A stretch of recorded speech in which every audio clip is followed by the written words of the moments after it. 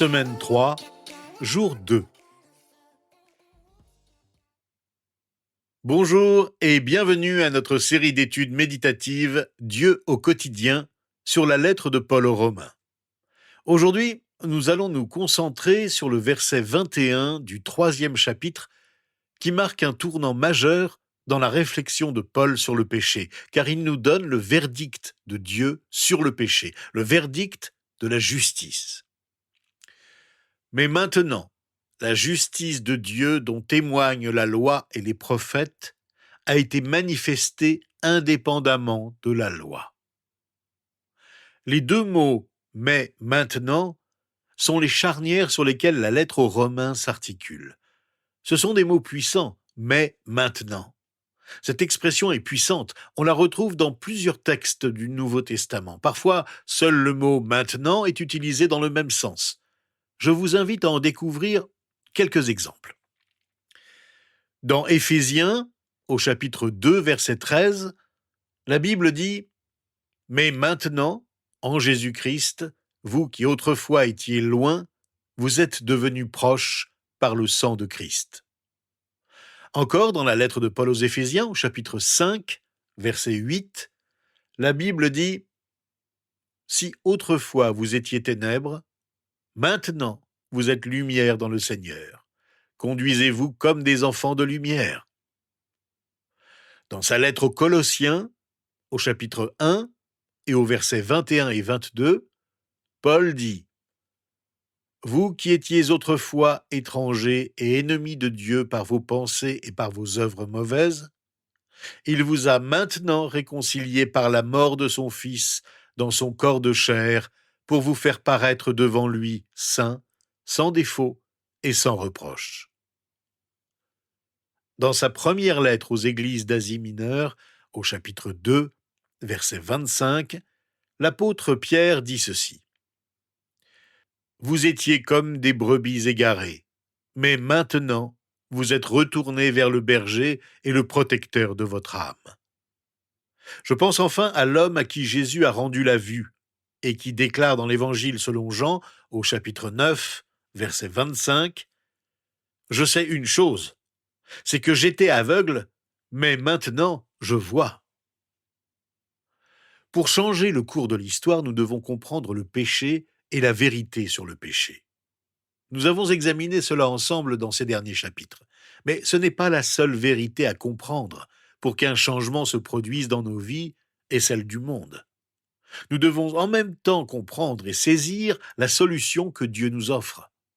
Nous devons comprendre non seulement la vérité sur le péché, mais aussi la vérité sur le salut. C'est ainsi qu'avec ces deux mots-clés, mais maintenant, commence une nouvelle grande section de la lettre de Paul aux Romains. Nous voulons bien sûr comprendre le péché, mais nous ne nous arrêtons pas à ce constat. La compréhension du salut est tout aussi importante.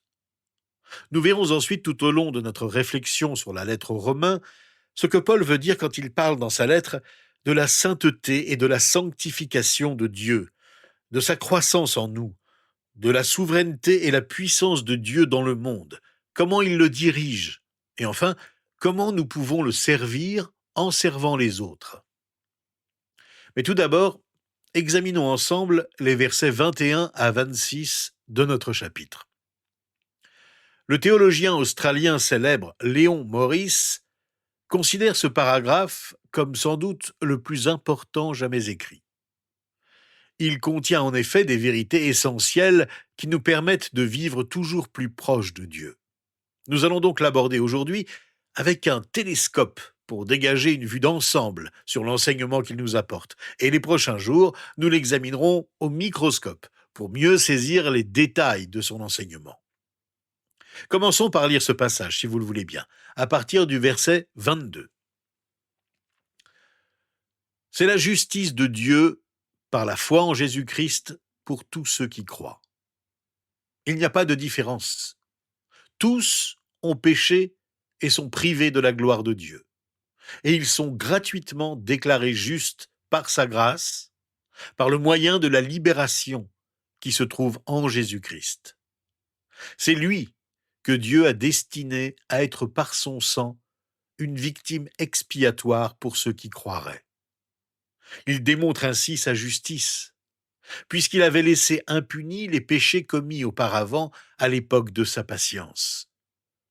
Il la démontre dans le temps présent, de manière à être juste, tout en déclarant juste celui qui a la foi en Jésus. Prenons une vue d'ensemble de ce que ces versets nous enseignent sur la justice, qui est simplement une bonne relation avec Dieu qui nous permet de vivre de la bonne manière et d'avoir le genre de relation que nous avons recherché toute notre vie. Ce passage contient 7 vérités sur la justice qui changent tout. Premièrement, que la justice vient de Dieu. Nous ne l'avons pas inventée, ce n'est pas nous qui l'avons découverte. Il n'existe pas d'Edison spirituel capable d'inventer la justice par lui-même ou de Christophe Colomb spirituel qui la découvrirait au hasard de ses voyages. La véritable justice vient de Dieu seul. Deuxièmement, la justice de Dieu se situe en dehors du cadre de la loi. Nous y reviendrons souvent, car il s'agit d'une vérité très importante. Troisièmement, ce plan que Dieu avait pour la justice n'est pas une surprise ou un mystère caché. Notre passage dit clairement au verset 21 que le plan de Dieu était connu tout au long de l'histoire d'Israël depuis la loi et les écrits des prophètes. L'Ancien Testament est rempli d'images, de promesses et d'exemples qui révèlent le plan de Dieu depuis le début de sa création. Quatrièmement, c'est uniquement par la foi que vient la justice de Dieu. La bonne relation que nous entretenons avec Dieu vient par la foi. Elle vient par la foi en une personne qui a versé son sang pour que justice soit faite. Ce serait une erreur de placer sa foi dans la foi elle-même, dans vos sentiments ou encore en vous-même. Placez votre foi au contraire en la personne de Jésus-Christ. Ayez entièrement confiance en lui. Prenez garde également à l'erreur de penser qu'il ne nous est pas possible d'avoir la foi. Chaque jour, nous exerçons la foi de multiples façons. Si vous conduisez votre voiture en ce moment, vous faites confiance à tous ceux qui conduisent autour de vous. Et vous avez vous-même foi en votre capacité à conduire. Si vous êtes assis sur une chaise en ce moment, vous exercez la foi en la force que cette chaise a pour vous soutenir. Il existe une différence entre la simple foi et la foi salvatrice, la foi qui sauve. La foi salvatrice, c'est celle que nous plaçons en notre éternité, c'est notre totale confiance en Jésus-Christ. Et la foi dont notre passage se préoccupe, c'est bien la foi salvatrice. Cinquièmement, la justice de Dieu est pour tous. Le plan de Dieu n'est pas réservé à une élite, à quelques privilégiés que Dieu aimerait plus que les autres êtres humains. La justice de Dieu est un don offert à tous. Sixièmement, la justice de Dieu est offerte par Jésus et Jésus seul. Jésus-Christ est le centre de ce don que Dieu veut nous offrir. Enfin, septièmement, la justice signifie que nous sommes véritablement justifiés. Les mots justifié, justification sont souvent utilisés dans la lettre aux Romains et nous y reviendrons au cours des jours prochains. Le pasteur et écrivain Warren Wiersbe a dit « La justification est l'acte de Dieu par lequel il déclare le pécheur croyant juste en Christ sur la base de l'œuvre achevée de Christ sur la croix. » Vous voyez donc ici que la justification est un acte. Ce n'est pas un processus. Il n'y a pas de degré de justification. On ne peut pas dire « Oh, je suis partiellement justifié ». Je suis sur le chemin de la justification. Soit vous l'êtes, soit vous ne l'êtes pas. Soit vous êtes déclaré non coupable, soit vous ne l'êtes pas. La justice de Dieu est véritablement du domaine juridique. Le coupable est déclaré non coupable, parce que Dieu a mis la justice de Christ sur notre dossier à la place de notre propre péché. Personne d'autre ne peut prendre en main ce dossier, personne d'autre ne peut juger à la place de Dieu. Son décret est formel, le dossier est clos, le marteau du juge tombe, son verdict est rendu, non coupable, alors que la personne jugée devait plaider coupable. Et tout change. Lorsque je suis justifié, je peux me regarder dans le miroir comme si je n'avais jamais péché. Oui, comme si je n'avais jamais péché. Quel mystère! Quelle puissante vérité! C'est tout le contraire de la condamnation. Le théologien presbytérien américain C.H. Hodge a dit « Condamner ne consiste pas simplement à punir, mais à déclarer l'accusé coupable ou digne de punition.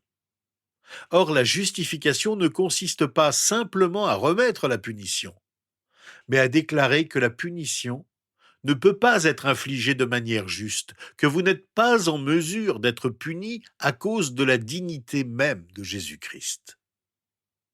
Le fait de pouvoir dire en toute confiance chaque jour « Je suis justifié gratuitement, je suis justifié par la grâce », nous permet de vivre dans la paix avec persévérance. Je n'ai pas à acheter ou à mériter ma justification parce que Jésus a payé le prix de mon salut sur la croix. À quel prix je suis délivré du péché? Mon salut est gratuit, mais il n'est certainement pas bon marché. Prenons donc un peu de temps ensemble dans la prière avant de nous quitter. Louons Dieu. Vous connaissez la différence entre la prière et l'action de grâce? L'action de grâce consiste à remercier Dieu pour ce qu'il a fait. La louange consiste simplement à dire à Dieu que vous êtes reconnaissant pour ce qu'il est. Nous tendons à passer beaucoup plus de temps à rendre grâce qu'à louer. Je vous encourage à louer notre Dieu pendant quelques instants. Remercions Dieu avec ces simples paroles. Seigneur Dieu, merci pour ce que tu es. Merci d'être un Dieu qui m'a justifié. Tu es un Dieu d'amour. Tu es un Dieu de sacrifice. Tu es un Dieu saint. Tu es un Dieu qui mérite ma louange. Alors maintenant, je te loue de tout mon cœur. Je veux te dire à quel point je suis reconnaissant pour ce que tu es. C'est au nom de Jésus que je t'adresse ma louange. Amen. Demain, nous allons poursuivre notre étude sur ce paragraphe extraordinaire des Écritures, les versets 21 à 26 de notre 3e chapitre.